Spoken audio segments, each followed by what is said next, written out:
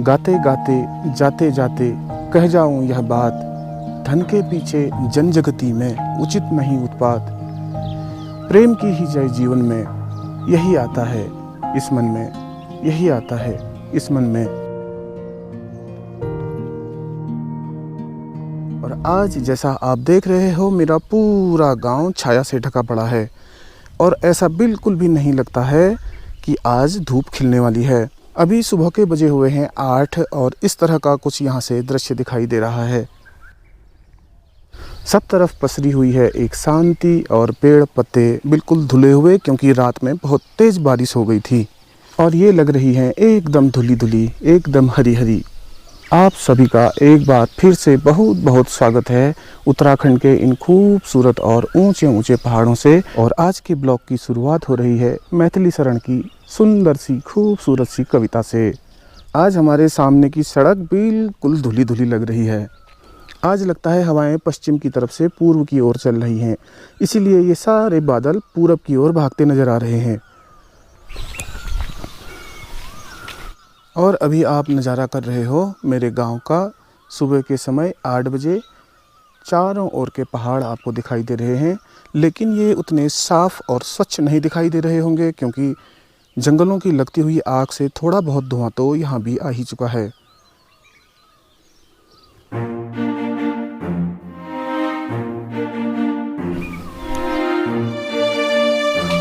और जैसे ही 1-2 दिन बरसात हुई और पानी बरसा, तो देख लीजिए ये डहेलिया का फूल कुछ इस तरह से इसमें अंकुर आ गए। अब थोड़े ही दिनों में फूलों से लग जाएगा,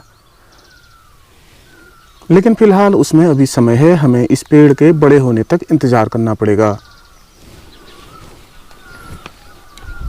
और ये देखिए भीमल के पेड़ में से पत्ते तो कट चुके हैं, एक बार टहनियाँ कट चुकी हैं, फिर से ये नए पत्ते कुछ इस तरह के दिख रहे हैं अभी इसमें। और ये सब कुछ एकदम हरा हरा होने लगा है। और वो जो आपको सामने पेड़ दिखाई दे रहा है वो आम का पेड़ है। उस पर आजकल नई पत्तियां भी आई हुई हैं और बौर भी आई हुई थी, लेकिन ओले गिरने की वजह से वो बहुत सारे फूल झड़ चुके हैं, इसलिए लगता है कि अब उसमें फल भी कम ही आएंगे।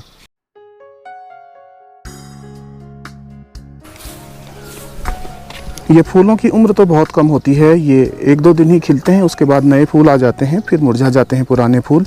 लेकिन अभी देखिए ये खिलने की तैयारी में है यहाँ पर।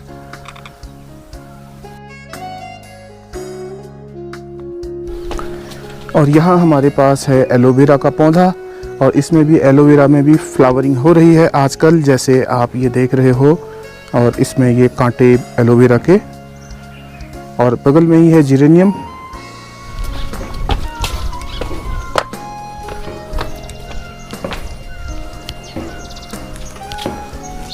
और देखो भाई, इनका काम है सुबह सुबह 7 बजे बाहर आ जाना। ये लोग बाहर खोल दिए जाते हैं सुबह 7 बजे, और आने के बाद इनका यही काम है कि यहाँ पर ये जुगाली करते रहते हैं और घास चरते रहते हैं। ले ले ले।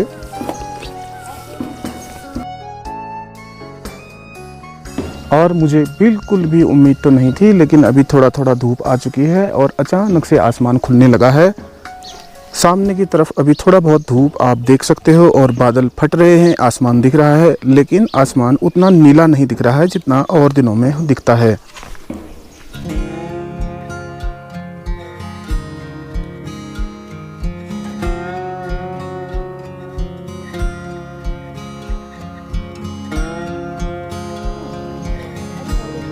बकरी का बच्चा, और ये इतना नटखट है कि पूरे दिन भर धमा चौकड़ी करता रहता है।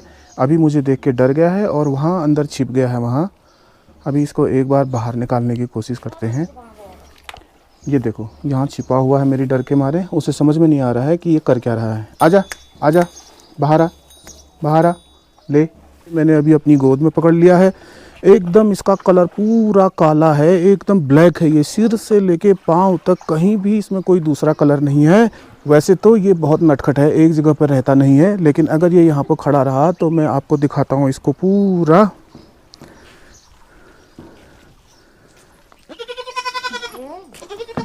ये देखो भाई, कुछ इस तरह का है, ये पूरा काला है, एकदम डार्क। ले ले।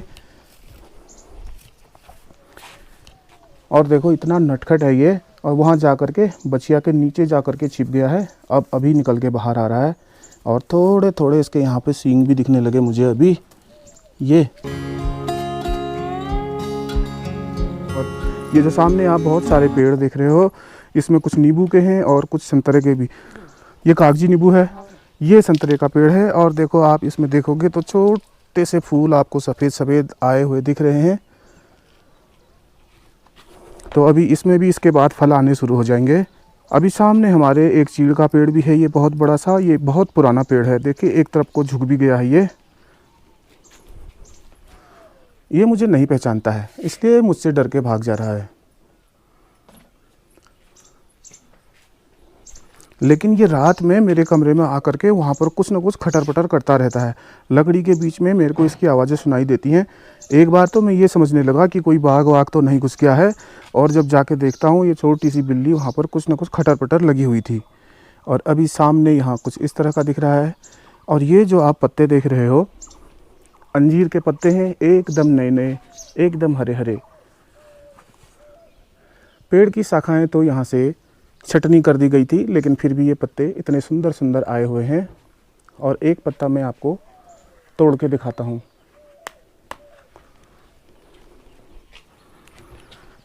देखो जी, इन पत्तों को ऐसे जब कोई पूजा वगैरह होती है तो इन पत्तों को भी यूज़ किया जाता है और इनको बहुत ज़्यादा मंगलमय समझा जाता है। तो पूजा के लिए और इसमें कभी कभी खाना और प्रसाद वगैरह देने के लिए भी इन बड़े बड़े पत्तों का यूज़ किया जाता है। और ये कितना हरा दिख रहा है।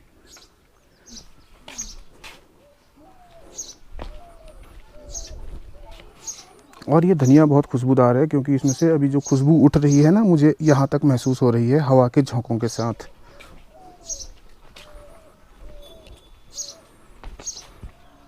और देखो फल के इतने सारे पेड़ यहाँ पर लगे हुए हैं, लेकिन एक दिन अगर बंदरों की सेना आ गई तो सारे फल अपने छीन के ले जाते हैं वो।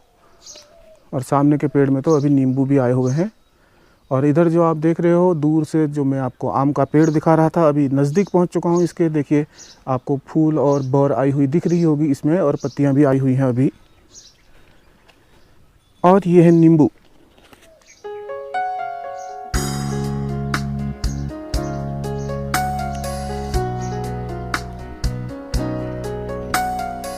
लेकिन कल तेज़ बारिश होने की वजह से और ओले भी गिरने की वजह से कुछ फूल भी यहाँ पर गिर चुके हैं। और अगर हम यहाँ से एंट्री करेंगे अपने मोहल्ले में तो कुछ इस तरह का दृश्य दिखाई दे रहा है। वो है मेरा घर, जहाँ से मैं अभी नीचे उतरा हूँ।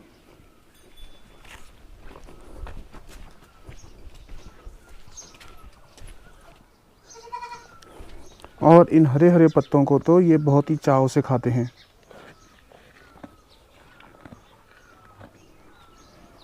एकदम अंदर सामने ही लगे हुए इस खेत में यहाँ पर जौ लगाई गई हैं, और बिलौटा इनके बीच में ही घूम रहा है कहीं, ये देखो।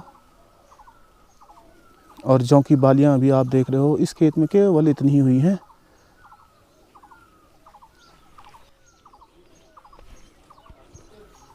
और आज तो अभी मुझे लगता है दोपहर तक बिल्कुल साफ़ हो जाएगा आसमान, क्योंकि अभी ऊपर से बादलों का आना कम हो गया है। और ये हमारे मकान की दीवार में वहाँ पर एक होल बना करके वहाँ गौरैया ने अपना घोंसला बनाया हुआ है। लेकिन आजकल एक वुड पैकर का जोड़ा भी यहाँ पे आ रहा है और अंदर अपनी बिल्कुल चोंच डाल करके वो निकालने की कोशिश कर रहा है वहाँ से कुछ ना कुछ।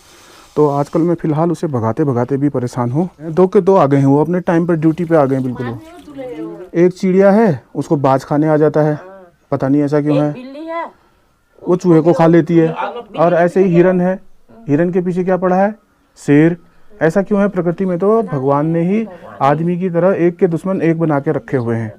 तो मम्मी का ये सवाल भी वाजिब है, अगर चूहा अपना जीवन शांतिपूर्ण तरीके से जीना चाहता है तो बिल्ली उसका जीना हराम करके रख देती है भाई। और अगर हिरन अपना आराम से जंगल में चरना चाहता है, जीना चाहता है, तो शेर उसकी जान के पीछे पड़ा रहता है। ऐसा क्यों होता है? आप इससे क्या समझते हैं? एक बार कमेंट में अपनी राय ज़रूर दीजिएगा। अहिंसा परमो धर्मः, ये हमारा नारा रहा है शास्त्रों का, लेकिन प्रकृति में हम देखते हैं जहाँ तहाँ हिंसा ही हिंसा भरी पड़ी है। और सामने देखो वो गौरैया जिसकी मैं बात आपको बता रहा था आ चुकी है और अभी यहाँ पर अपने घोंसले में घुसेगी। एक आता है एक जाता है, ये दुनिया वो मकान जो कभी खाली नहीं होता।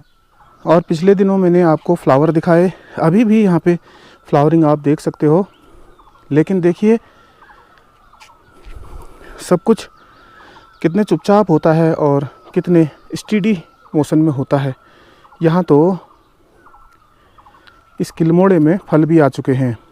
अब थोड़े ही दिनों में ये पक जाएंगे और पकने के बाद इनका कलर पूरा बैंगनी हो जाता है।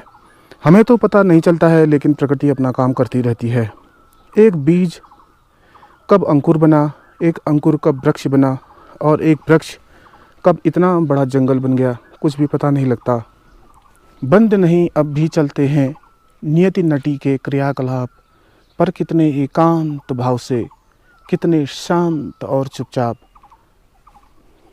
अब करता ये हूँ कि हाथ में पानी का एक बर्तन लेकर के नौले तक जाता हूँ और फिर आपको वो नौला भी दिखा देता हूँ जहाँ से अक्सर मैं पानी लाया करता हूँ अपने पीने के लिए।